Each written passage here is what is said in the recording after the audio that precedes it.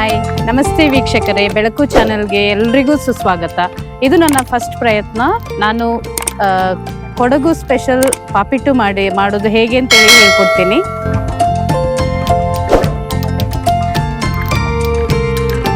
Kodagu special ಪಾಪಿಟ್ಟನ್ನ ಮಾಡ್ತಾ ಇದ್ದೀನಿ. ಇದು ನಮ್ಮ ಕರ್ನಾಟಕದಲ್ಲಿ ಎಲ್ಲರೂ ಟ್ರೈ ಮಾಡಿ ಎಂಜಾಯ್ ಮಾಡಬೇಕಂತ ಕೇಳ್ಕೊಳ್ತಾ ಇದ್ದೀನಿ. ಆ್ಯಕ್ಚುಲಿ ನಾನು ಇದಕ್ಕೆ ಏನೆಲ್ಲ ಬೇಕು ಆ ಇಂಗ್ರೀಡಿಯೆಂಟ್ಸ್ ಹೇಳ್ತೀನಿ. ಒಂದು ಅಕ್ಕಿ ನುಚ್ಚು ಬೇಕು, ಅದು ನಾನು ವಾಶ್ ಮಾಡಿ ಇಟ್ಕೊಂಡಿದ್ದೀನಿ. ಈಗ ನೀರು ಮತ್ತು ಹಾಲು ಬೇಕು, ಮತ್ತು ಕೋಕೋನಟ್, ಗ್ರೇಟೆಡ್ ಕೋಕೋನಟ್ ಬೇಕು, ತೆಂಗಿನ ತುರಿ ಮತ್ತು ಉಪ್ಪು. ನಾನು ಸ್ವಲ್ಪ ಹೆಲ್ದಿಯಾಗಿರಲಿ ಅಂತೇಳಿ ಪಿಂಕ್ ಸಾಲ್ಟೇ ಯೂಸ್ ಮಾಡೋದು. ಇನ್ನು ಫಸ್ಟಿಗೆ ಸ್ಟವ್ ಆನ್ ಮಾಡಬೇಕು. ಮತ್ತು ಇದು ಇಡ್ಲಿ ಸ್ಟೀಮರ್ನ ಇಡಬೇಕು. ಅದು ನೀರು ಬಿಸಿ ಆಗಬೇಕು. ನೀರು ಬಿಸಿ ಆಗೋ ಗಂಟ ಹಾಗೆ ಇರಬೇಕು. 1 ಗ್ಲಾಸ್ ನುಚ್ಚುಗೆ 2 ಗ್ಲಾಸ್ ಆಗುವಷ್ಟು ಲಿಕ್ವಿಡ್ ಬೇಕಾಗ್ತದೆ. ನಾನು 1 ಗ್ಲಾಸ್ ಹಾಲು ಮತ್ತು 1 ಗ್ಲಾಸ್ ನೀರು ತಗೊಳ್ತೀನಿ. ಎರಡನ್ನ ಮಿಕ್ಸ್ ಮಾಡ್ಕೊಳ್ಬೇಕು. 1 ಗ್ಲಾಸ್ ಹಾಲು ಮತ್ತು 1 ಗ್ಲಾಸ್ ನೀರು ಅಷ್ಟೇ. ಮತ್ತು ಅದಕ್ಕೆ ರುಚಿಗೆ ತಕ್ಕಷ್ಟು ಉಪ್ಪು ಬೇಕು. ಸಾಕು. ಇದೆರಡನ್ನ ಚೆನ್ನಾಗಿ ಮಿಕ್ಸ್ ಮಾಡ್ಕೊಳ್ಬೇಕು. ಹಾಲು ನೀರು ಚೆನ್ನಾಗಿ, ಉಪ್ಪು ಎಲ್ಲ ಚೆನ್ನಾಗಿ ಮಿಕ್ಸ್ ಮಾಡಿ ಆದ ಮೇಲೆ ನಾವು ಇದೇ ಸೌಟಲ್ಲಿ ಒಂದೊಂದು ಸೌಟು ನುಚ್ಚು ತಗೊಳ್ಬೇಕು. ಈಗ ನಾನು ಇದು ಒಂದೊಂದಕ್ಕೂ ಈಕ್ವಲ್ ಕ್ವಾಂಟಿಟಿ ಹಾಕ್ತೀನಿ. 2 ಪ್ಲೇಟ್ ತಗೊಂಡಿದ್ದೀನಿ ನಾನು. 1 ಗ್ಲಾಸಿಗೆ 2 ಪ್ಲೇಟ್ ಸಾಕಾಗ್ತದೆ.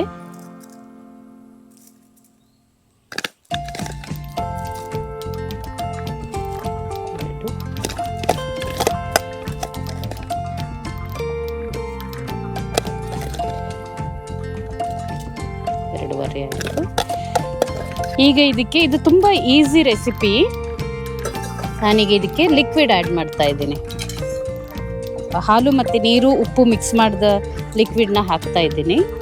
ಸೊ 2.5 ಸ್ಪೂನ್ ಹಾಕಿದ್ದೀನಿ. ಹಾಗೆ ನಾನು 5 ಸ್ಪೂನ್ ಹಾಕಬೇಕು ಇದಕ್ಕೆ. 2, 3, 4, 5. ಹಾಗೆ ಇದಕ್ಕೇನು 5 ಸ್ಪೂನ್ ಹಾಕ್ತೀನಿ. 2, 3, 4 ಮತ್ತು 5 ಸ್ಪೂನ್ ಕರೆಕ್ಟಾಗಿ ಬರುತ್ತೆ 2. ಇವಾಗ ಇದನ್ನು ಸ್ವಲ್ಪ ಸೆಟ್ ಮಾಡ್ಕೊಳ್ಬೇಕು. ಅಕ್ಕಿ ನುಚ್ಚು ಅದು ಕೆಲವು ಸತಿ ಒಂದೇ ಕಡೆ ಆಗ್ತದೆ. ಹಾಗೆ ಸ್ವಲ್ಪ ಮಾಡಿಕೊಂಡು ಇದರ ಮೇಲೆ ಸ್ವಲ್ಪ ಗ್ರೇಟೆಡ್ ಕೋಕೋನಟ್ ಹಾಕಿದರೆ ಆಯಿತು. ತುಂಬ ಸಿಂಪಲ್ ರೆಸಿಪಿ. ಇದನ್ನು ವೆಜಿಟೇಬಲ್ ಸಾಂಬಾರೊಟ್ಟಿಗೂ ತಿನ್ಬೋದು, ಮತ್ತು ಚಿಕನ್ ಸಾರು, ಮಟನ್ ಕರಿ ಎಲ್ಲದರೊಟ್ಟಿಗೂ ಚೆನ್ನಾಗಿ ತಿನ್ಬೋದು. ಎಲ್ಲರೂ ಎಂಜಾಯ್ ಮಾಡಿ ಹೇಗಿದೆ ಅಂತ ಕಾಮೆಂಟ್ ಮಾಡಬೇಕು. ಕಾರ್ಡಮಮ್ ಹಾಕಿದರೆ ಅದು ಸ್ವೀಟ್ ಆಗ್ತದೆ. ಕಾಫಿ ಜೊತೆ ಎಲ್ಲ ತಿನ್ನಲಿಕ್ಕೂ ಚೆನ್ನಾಗಿರ್ತದೆ. ಈಗ ನೀರು ಚೆನ್ನಾಗಿ ಕುದಿಲಿಕ್ಕೆ ಮಡಗಿದ್ದು ಅಲ್ಲ, ಅದು ಇಟ್ಟ ನೀರು ಚೆನ್ನಾಗಿ ಕುದ್ದಿದೆ. ಅದರ ಓಪನ್ ಮಾಡಿ ನಾವೀಗ ಪ್ಲೇಟಲ್ಲಿ ರೆಡಿ ಮಾಡಿ ಇಟ್ಕೊಂಡಿರೋ ಅಕ್ಕಿ ನುಚ್ಚನ್ನ ಇದರೊಳಗೆ ಇಡಬೇಕು. ಸೊ ಕೈ ಸ್ವಲ್ಪ ಕೇರ್ಫುಲ್ಲಾಗಿ ನೋಡ್ಕೊಳ್ಳಿ ಇಡುವಾಗ. ಮತ್ತು ಇದು ನಮ್ಮ ಹಳೆಯ ಅಜ್ಜಿ ಕಾಲದ ಸ್ಟ್ಯಾಂಡ್. ಸೊ ಬಿದಿರು ಕಡ್ಡಿ ಇಡಬೇಕು. ಬಿದಿರು ಕಡ್ಡಿ ಇಟ್ಟು ಅದರ ಮೇಲೆ ಇನ್ನೊಂದು ಪ್ಲೇಟ್ ಇಡ್ತಾ ಇದ್ದೀನಿ. 15 to 20 ಮಿನಿಟ್ಸ್ ಬೇಯಬೇಕು. ಅದು ಬೆಂದ ಮೇಲೆ ಅದನ್ನ ತೆಗೆದು ಕೂಲ್ ಮಾಡಿ ಕಟ್ ಮಾಡಿ ಸರ್ವ್ ಮಾಡೋದು ಅಷ್ಟೇ. Very simple recipe. ನಮ್ಮ ಹಳೆ ಕಾಲದಲ್ಲಿ ಎಲ್ಲ ತುಂಬ ಟೈಮ್ ಇರ್ತಿರ್ಲಿಲ್ಲ. ತೋಟದ ಕೆಲಸ ಮಾಡಬೇಕು, ಮನೆ ಕೆಲಸ ಮಾಡಬೇಕು, ಮಕ್ಕಳನ್ನ ನೋಡಬೇಕು. ಆಗೆಲ್ಲ ಈಗಿನ ಥರ ಕೆಲಸ ಮಾಡಿಕೊಂಡು ಕಿಚನಲ್ಲೇ ಇರಲಿಕ್ಕೆ ಆಗ್ತಿರ್ಲಿಲ್ಲ. ಹಾಗಾಗಿ ಎಲ್ಲ ಈಸಿ. ನಮ್ಮ ಕೊಡಗು ರೆಸಿಪೀಸ್ ಎಲ್ಲ ಈಸಿ, ಸಿಂಪಲ್ ರೆಸಿಪೀಸ್. ಇವನ್ ಅಕ್ಕಿ ರೊಟ್ಟಿ ಇರ್ಬೋದು, ಕಡ್ಬಿಟ್ಟು ಇರ್ಬೋದು, ಪಾಪಿಟ್ಟು ಇರ್ಬೋದು, ದೋಸೆಸ್ ಎಲ್ಲ ನಮ್ಮದು ತುಂಬ ಸಿಂಪಲ್ ರೆಸಿಪಿ. ಸೊ ಈ ಸಿಂಪಲ್ ರೆಸಿಪಿನ ನೀವು ಟ್ರೈ ಮಾಡಿ ನಿಮ್ಮ ಟೈಮು ಸೇವ್ ಮಾಡ್ಕೊಳ್ಬೋದು ಮತ್ತು ಹೆಲ್ದಿ ಫುಡ್ಡನ್ನು ಸವಿಬೋದು. ಇದು ನಮ್ಮ ಬೆಳಕು ಚಾನಲ್, ನನ್ನ ಮೊದಲ ಪ್ರಯತ್ನ. ಇನ್ನೂ ನನಗೆ ಮೊದಲಿಂದನೂ ಕುಕ್ಕಿಂಗ್ ಅಂತ ಹೇಳಿದರೆ ತುಂಬ ಇಂಟ್ರೆಸ್ಟ್. ಮನೆಯಲ್ಲಿ ನನ್ನ ಮಗಳು ಮತ್ತು ಹಸ್ಬೆಂಡ್ ಎಲ್ರಿಗೂ ಒಳ್ಳೆ ಫುಡ್ ಮಾಡಿ ತಿನ್ನೋದು ಅಂತ ಕೊಡೋದು ಅಂತ ಹೇಳಿದರೆ ಭಾರಿ ಖುಷಿ. So they are good eaters also. ಹಾಗೆ ನಮ್ಮ ಫುಡ್ ಅಲ್ಲದೆ ಬೇರೆ ಬೇರೆ ಫುಡ್ಡನ್ನು ಸಹ ನನಗೆ ಟ್ರೈ ಮಾಡೋ ಇಂಟ್ರೆಸ್ಟ್ ಸ್ವಲ್ಪ ಜಾಸ್ತಿನೇ. ಸೊ ಫ್ರೆಂಡ್ಸ್ ಹತ್ರ ಕೇಳ್ಕೊಳ್ತೀನಿ, ಬೇರೆ ರೆಸಿಪೀಸ್ನೆಲ್ಲ ಕೇಳಿಕೊಂಡು ಅದೇ ಥರ ಕುಕ್ ಮಾಡೋ ಪ್ರಯತ್ನನೂ ಮಾಡ್ತೀನಿ. ಈ ಫುಡ್ನ ನೀವು ಟ್ರೈ ಮಾಡಿ ಹೇಗಿತ್ತು ಅಂತ ಕಮೆಂಟ್ ಮಾಡಿದರೆ ನನಗೆ ಮುಂದೆ ಬೇರೆ ಬೇರೆ ರೆಸಿಪೀಸ್ನ ಮಾಡಲಿಕ್ಕೆ ಒಂದು ಇಂಟ್ರೆಸ್ಟ್, ಮೋಟಿವೇಶನ್ ಸಿಕ್ಕಿದಾಗೆ ಆಗ್ತದೆ. ಸೊ ನನ್ನ ಈ ಮೊದಲ ಪ್ರಯತ್ನಕ್ಕೆ ನಿಮ್ಮೆಲ್ಲರ ಸಹಕಾರ ಬೇಕು. ಈ ನನ್ನ ಚಾನೆಲ್ಗೆ ಸಪೋರ್ಟ್ ಮಾಡಿ ಸಬ್ಸ್ಕ್ರೈಬ್ ಮಾಡಬೇಕು ಅಂತ ಕೇಳ್ಕೊಳ್ತಾ ಇದ್ದೀನಿ. ಇದೀಗ 20 ನಿಮಿಷ ಆಗಿದೆ. ನಾವು ಒಲೆ ಮೇಲೆ ಇಟ್ಟು ಇದು ಬೆಂದಿದೆಯಾ ಇಲ್ವಾ ಅಂತ ನೋಡುವ.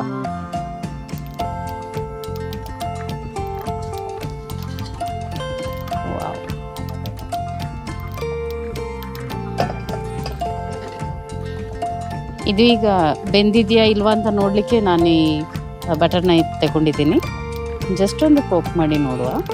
ಬೆಂದಿದೆ ನೋಡಿ, ಅಂಟ್ತಾ ಇಲ್ಲ, ಫುಲ್ ಬೆಂದಿದೆ.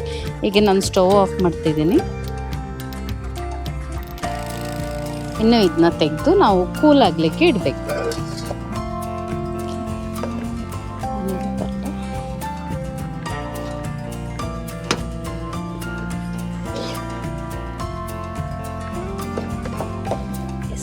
ಇದು ಈಗ ಸ್ವಲ್ಪ ಕೋಲ್ಡ್ ಆಗಬೇಕು. ಇದು ಕೋಲ್ಡ್ ಆದಮೇಲೆ ಇದನ್ನು ಸಾಂಬಾರು, ಚಿಕನ್ ಗ್ರೇವಿ ಇಲ್ಲ ಮಟನ್ ಗ್ರೇವಿ ಯಾವುದ್ರ ಜೊತೆನೂ ಬೇಕಾದರೂ ತಿನ್ಬೋದು. ಈಗ ನಮ್ಮ ಪಾಪಿಟ್ಟು ರೆಡಿಯಾಗಿದೆ. ನಾನು 2 ಪ್ಲೇಟ್ ಮಾಡಿರೋದು, ಒಂದು ಗ್ಲಾಸ್ ಅಕ್ಕಿ ನುಚ್ಚಿಂದ ಮಾಡಿರೋದು 2 ಪ್ಲೇಟ್. ಇದು ಒಂದು 4 ಮೆಂಬರ್ಸ್ ಆರಾಮಾಗಿ ತಿನ್ಬೋದು. ಅಂದರೆ with gravy, chicken gravy, mutton gravy, ತಪ್ಪಿದರೆ ಸಾಂಬಾರು, ದಾಲ್ ಯಾವುದ್ರೊಟ್ಟಿಗೂ ತಿನ್ಬೋದು. ಮತ್ತು ಇದು ವೆರಿ ಲೆಸ್ ಆಯಿಲೇ ಇಲ್ಲದ ಫುಡ್. ನಾನು 1 ಗ್ಲಾಸ್ ಅಕ್ಕಿ ನುಚ್ಚನ್ನು ವಾಶ್ ಮಾಡಿ ಒಂದು 5 ಮಿನಿಟ್ಸ್ ಹಾಗೆ ಇಟ್ಟೆ. ಅದು ಸ್ವಲ್ಪ ನೆನೀತು. ಆಮೇಲೆ ಅದಕ್ಕೆ ನೀರು ಮತ್ತು ಉಪ್ಪು ಮತ್ತು ಹಾಲು ಮಿಕ್ಸ್ ಮಾಡಿದ ನೀರನ್ನು ಈಕ್ವಲ್ ಕ್ವಾಂಟಿಟಿ ಹಾಕಬೇಕು. ನಾನೊಂದು ಸ್ಪೂನಲ್ಲೇ ಹಾಕಿದ್ದು. 1 ಸ್ಪೂನಿಗೆ 2 ಸ್ಪೂನ್ ನೀರು ಆ್ಯಡ್ ಮಾಡಿ 20 ಮಿನಿಟ್ಸ್ ಇಡ್ಲಿ ಪಾತ್ರೆಯಲ್ಲಿ ಇಟ್ಟು ಬೇಯಿಸಿ ಮತ್ತೆ ತೆಗೆದಿದ್ದೀನಿ. ಫುಡ್ ರೆಡಿಯಾಗಿದೆ.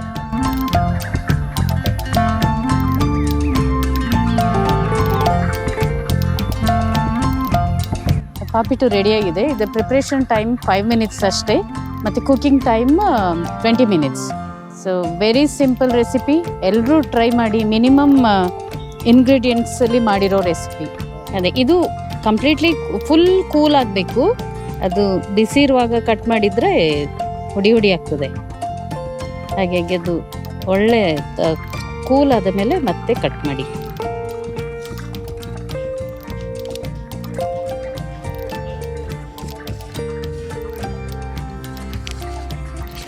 ನೋಡಿ ಎಷ್ಟು ಚೆನ್ನಾಗಿ ಪ್ಲೇಟಿಂದ ಬಿಟ್ಟು ಬರ್ತದೆ.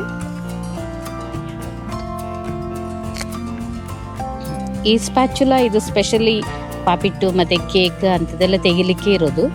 ಹಾಗಾಗಿ ನಿಮ್ಮಲ್ಲಿ ಇದು ಇಲ್ಲದಿದ್ದರೆ ನೀವು ದೊಡ್ಡ ಸ್ಪೂನ್ ಯೂಸ್ ಮಾಡ್ಬೋದು. ಆಗಲ್ಲ ಸ್ಪೂನ್ನ. ಬನ್ನಿ ಟ್ರೈ ಮಾಡುವ.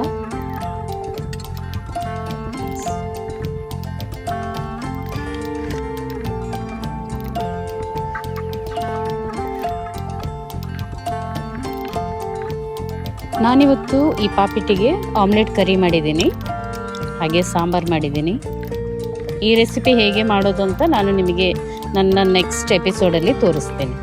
ಇದು ಸೋರೆಕಾಯಿ ಸಾಂಬಾರು, ಸೋರೆಕಾಯಿ ಬೇಳೆ ಹಾಕಿ ಮಾಡಿರೋ ಸಾಂಬಾರು.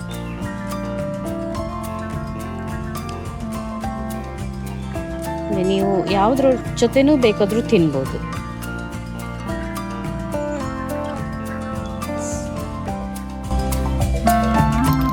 ಈ ಸ್ಪೆಷಲ್ ಆಮ್ಲೆಟ್ ಗ್ರೇವಿನ ಹೇಗೆ ಮಾಡೋದು ಅಂತ ನಾನು ನನ್ನ ನೆಕ್ಸ್ಟ್ ಎಪಿಸೋಡಲ್ಲಿ ಹೇಳ್ತೀನಿ. ಪಾಪಿಟ್ಟು ಟೇಸ್ಟ್ ಮಾಡುವ ಸಮಯ. ಇವಾಗ ನಾನು ಸಾಂಬಾರಲ್ಲಿ ಟೇಸ್ಟ್ ಮಾಡ್ತಾ ಇದ್ದೀನಿ. ಸೊ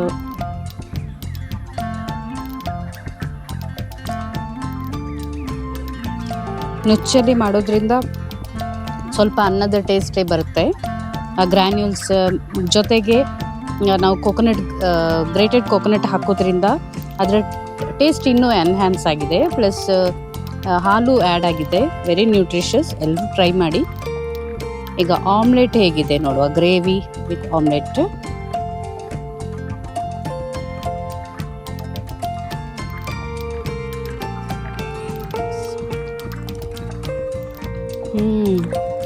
ಇದು ಸೂಪರ್ ಟೇಸ್ಟ್. ಉಪ್ಪು ಹುಳಿ ಖಾರ ಎಲ್ಲ ಹದವಾಗಿ ಮಿಶ್ರಣ ಆಗಿದೆ.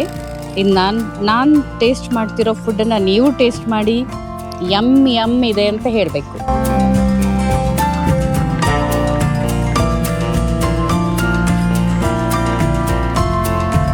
ಫುಡ್ ಖಾಲಿ ಹೋಗೋದೇ ಗೊತ್ತಾಗೋದಿಲ್ಲ. ಎಸ್,